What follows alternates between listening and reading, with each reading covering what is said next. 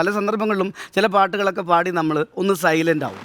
Silent ആവുമ്പോൾ ആളുകളുടെ മൂടൊന്ന് മാറ്റാനായിട്ട് നമ്മളും പാടുക മണിച്ചേട്ടൻ്റെ പാട്ടാണ്. ഇനി അടുത്തൊരു മണിച്ചേട്ടൻ്റെ പാട്ട് പാടാൻ പോകണമെന്ന് പറഞ്ഞു കഴിഞ്ഞാൽ തളർന്ന് കിടക്കുന്നവരൊക്കെ ഒന്ന് നമുക്ക് ഈ മഞ്ഞ മഞ്ഞ ബൾബുകൾ അതൊരു ജനകീയ ഗാനമായതുകൊണ്ട് വേണമെങ്കിൽ നമുക്കൊന്ന് അത് നമുക്ക് നമ്മുടെ സാറിന് ഡെഡിക്കേറ്റ് ചെയ്യാം. അടുത്ത പാട്ട് സാർ അത് പലയിടങ്ങളിൽ കണ്ടിട്ടുണ്ട്. പക്ഷേ അത് പാടുന്നതിന് എന്തെങ്കിലും തടസ്സമുണ്ടോ? സാർ അത് ഭയങ്കര ഹൈപ്പിച്ചുള്ള പാട്ടാണ്. ആണോ? വെറുതെ ഇങ്ങനെ മഞ്ഞ മഞ്ഞ മഞ്ഞ മഞ്ഞ ബൾബുകൾ മിന്നി മിന്നി മിന്നി മിന്നി കത്തുമ്പോൾ എന്നെ നോക്കണേ എന്നെ നോക്കണേ എന്നെ നോക്കണേ വഴയ്ക്ക വെള്ളരിക്ക കത്തിരിക്ക കൂട്ട് കൂട്ട് കൂട്ട് കൂട്ട് കൂട്ട് രാവത്ത് തപ്പടിച്ച് പോരട്ടെ നിൻ പാട്ട് പാട്ട് പാട്ട് പാട്ട് പാട്ട് ഒമ്പ ഭയങ്കര ഹൈപ്പിച്ചത്.